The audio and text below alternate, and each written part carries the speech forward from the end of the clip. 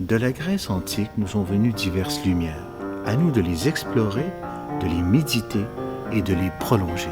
Êtes-vous prêts?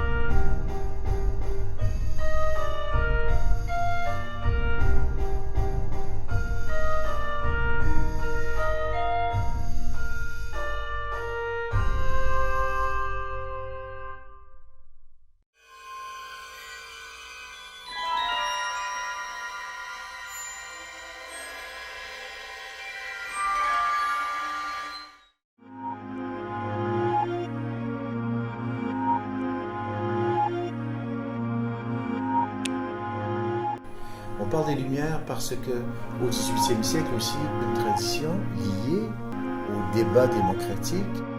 Alors pourquoi est-ce qu'on parle de tradition critique pour la Grèce? Pourquoi est-ce qu'on mentionne ça?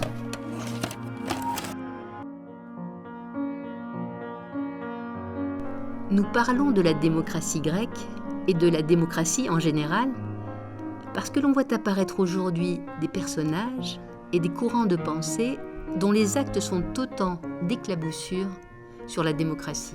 Nous ne croyons plus en la démocratie car nous voyons des gens en faire des pastiches et la dénaturer, la plonger en eau trouble. L'expérience démocratique est pourtant l'expérience politique la plus extraordinaire qu'on ait pu connaître depuis 2 siècles. Mais elle est évidemment malmenée et réduite dans certains cas à néant. Il ne faut pas toutefois jeter le bébé avec l'eau du bain. Il est nécessaire de conserver les principes qui nous animent tout en restant vigilant sur tous ces détournements. Toutes ces défigurations de la démocratie doivent nous renforcer dans notre intention de nous tourner vers ces sources grecques pour consolider nos convictions sur le fait que l'éveil démocratique, l'intelligence démocratique, l'équilibre qu'elle peut produire entre ses citoyens, que tous ces éléments sont ceux dont nous avons besoin pour défendre les acquis qui sont les nôtres à l'heure actuelle, maintenant, aujourd'hui. Ceux-là même qui sont indispensables pour la construction et la défense de la société ouverte de demain.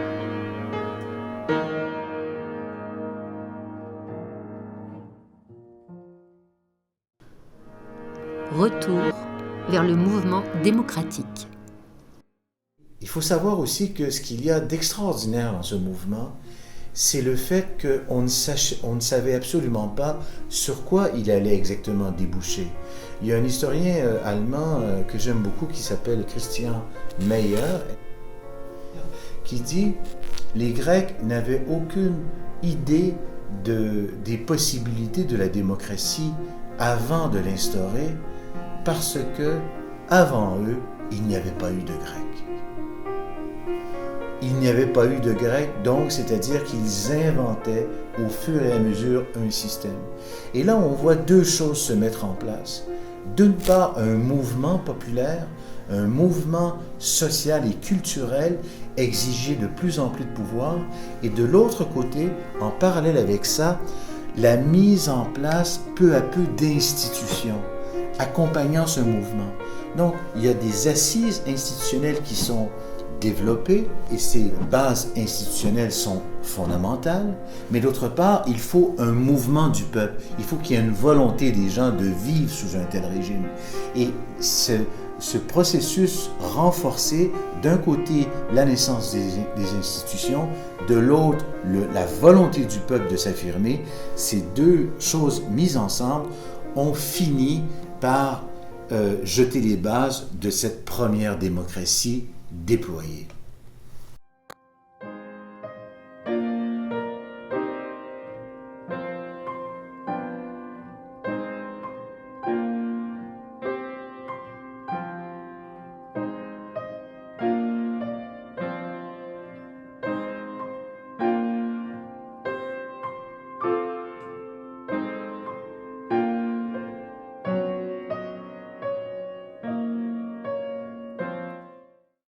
Il existe une jolie formule en allemand qui dit durch die Griechen zu uns selbst zurück, c'est-à-dire à travers les Grecs, de retour vers nous-mêmes.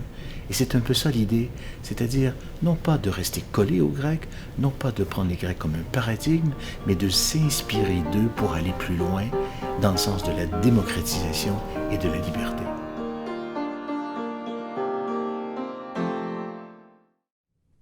Je me demande si on ne peut pas envisager la modernité plutôt comme une attitude que comme une période de l'histoire.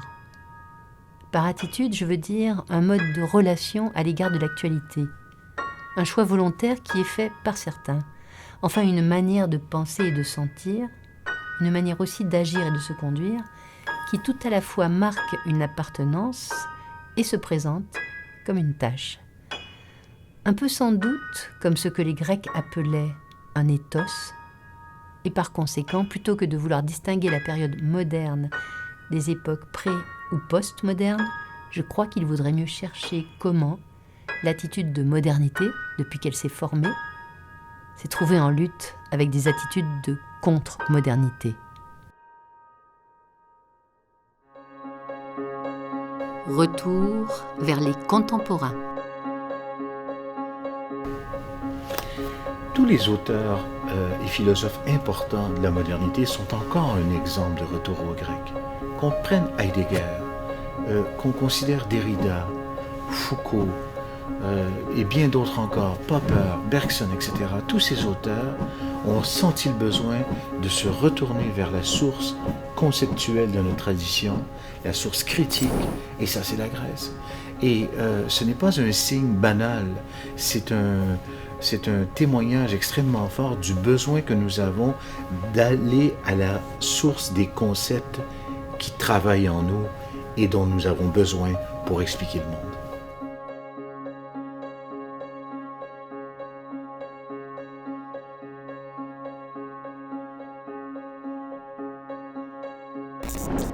Michel Foucault est un autre exemple tout à fait typique de l'ouverture du message grec et de la tradition gréco-romaine.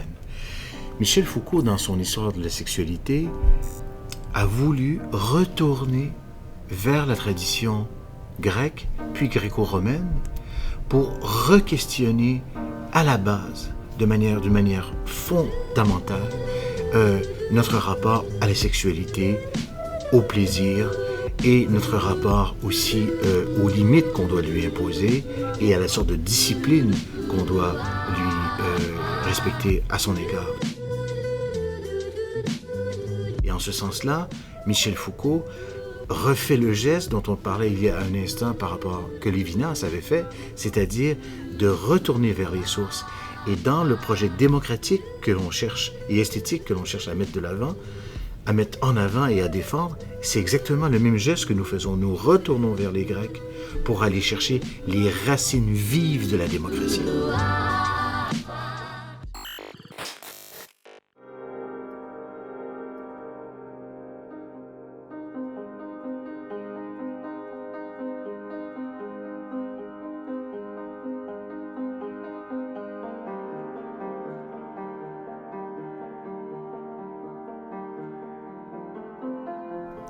Il y a des points très intéressants à développer entre Bergson d'un côté et Popper de l'autre.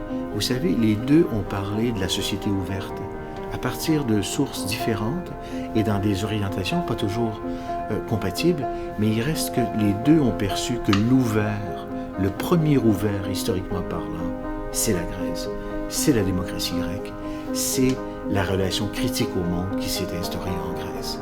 Et puis ensuite, pour les deux, cette expérience déterminante des Hellènes a façonné l'histoire ultérieure. De ce point de vue-là, même si Bergson a une approche beaucoup plus mystique et religieuse que Karl Popper, malgré tout, les deux reconnaissent ce trait commun à la culture grecque. Et c'est cela que nous aussi, nous devons aller chercher et dont nous devons nous inspirer à notre tour. Il faut la poésie, disais-je, pour que le rapport de l'être parlant à ses proches échappe, par exemple, aux dégradations que lui fait subir la production d'idéologie. Et qu'est-ce que cela signifie, sinon que la création poétique est le ferment naturel de l'esprit démocratique, dont la seule définition radicale est la reconnaissance par chacun de la pleine dignité des autres êtres. Sans poésie, pas de démocratie, bientôt.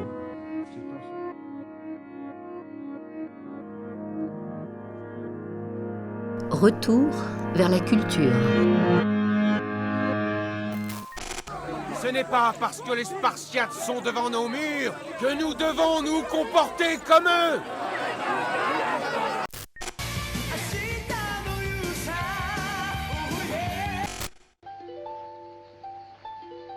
Es-tu venu prier les dieux, Jason?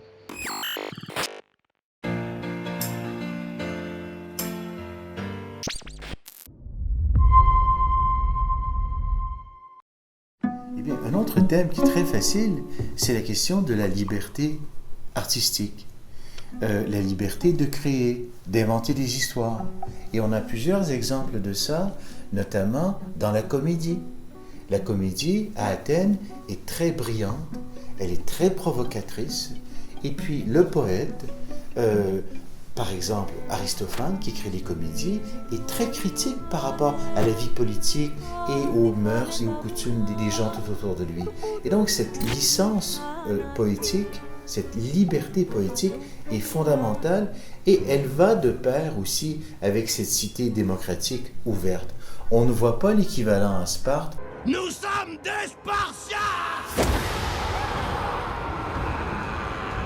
On ne voit pas l'équivalent dans d'autres cités où le régime est beaucoup plus, comment dirais-je, militaire.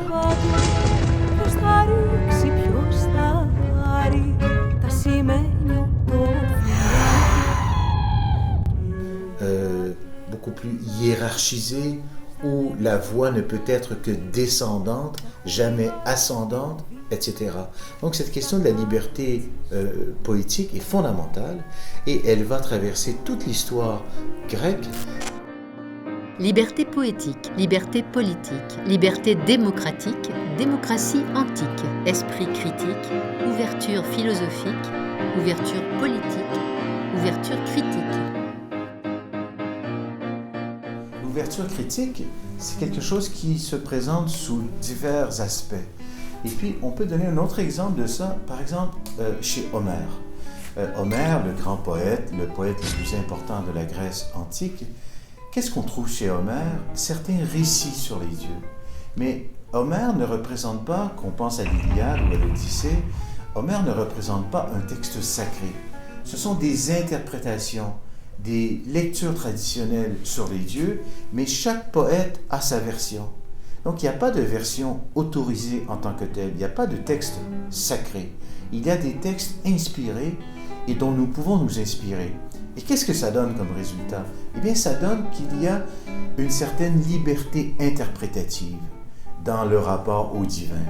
Et puis vous savez, en raison du polythéisme grec, il n'y a pas qu'un seul Dieu, tout n'est pas concentré en une seule divinité, mais il y a une sorte de jeu entre les diverses divinités, tant et si bien que là aussi, il y a une possibilité interprétative extrêmement grande. Et puis, cette liberté d'invention, de narrativité par rapport aux différents dieux, eh bien, c'est un peu ça quand même qui a rendu possible le discours philosophique, qui lui aussi parlera des dieux, mais d'une manière plus scientifique, en les comparant à des forces, à des puissances, dans le cosmos, etc. Donc on voit là un développement avec une liberté de créativité et de réinterprétation qui est fondamentale, je crois, dans l'histoire.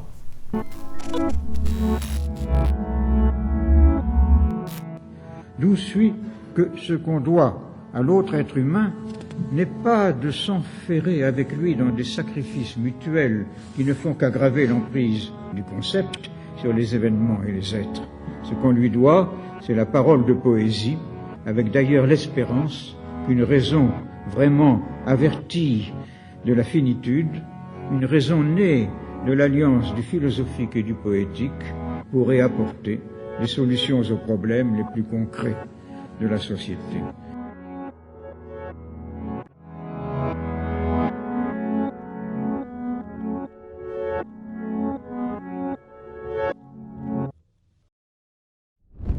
L'importance que revêtent l'art et l'esthétique dans la tradition grecque est d'autant plus remarquable que leur développement va de pair avec une réflexion philosophique profonde sur leur nature, leur signification, leurs applications ainsi que sur leur finalité. Qu'est-ce que l'art ? Qu'est-ce que la musique ? La peinture, la sculpture, la poésie, la tragédie, la littérature ? Ces réflexions, notamment dans leur axe aristotélicien, parce qu'elles y sont tout particulièrement innovantes et ouvertes à la créativité, ont, dans une large mesure, fait notre modernité, ou y ont considérablement contribué.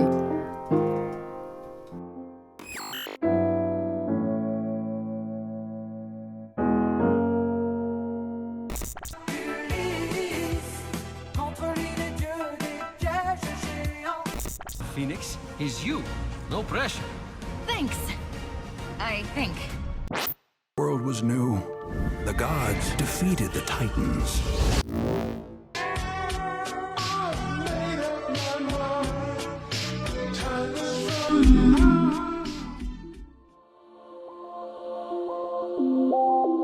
Et donc, on voit par là l'importance du thème des arts. Et il y avait des concours artistiques dans l'Antiquité, à Athènes, des concours musicaux, des concours de chant et des concours pour les pièces de théâtre, bien évidemment, lors des grandes Dionysies et les Linéennes, des concours de tragédie et des concours de comédie. Donc, cette activité, comment dirais-je, culturelle était fondamentale. Et d'ailleurs, Périclès en parle dans l'Oraison funèbre. Il nous dit, nous avons, pour dissiper la mauvaise humeur et la mélancolie, nous avons établi dans l'année toute une série de fêtes pour nous changer les humeurs. C'est littéral, hein? Et donc, cet intérêt donc, pour la culture est fondamental chez lui. Il y a même Périclès qui nous dit, au fond, nous, quand nous nous battons contre Sparte, nous nous battons pas seulement pour défendre notre cité, mais c'est comme s'il disait pour défendre une certaine forme de civilisation. Et c'est ça qui est intéressant et que l'on doit, je crois, retenir.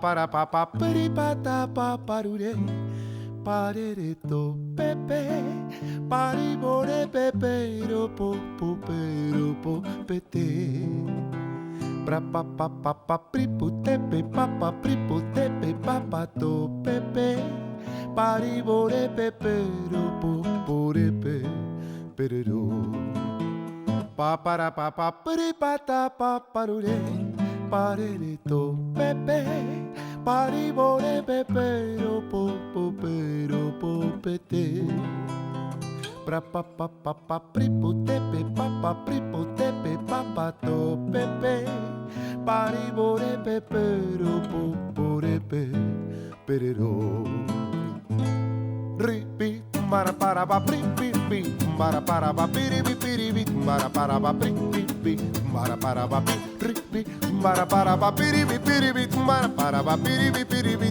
para ba piribi piribi pa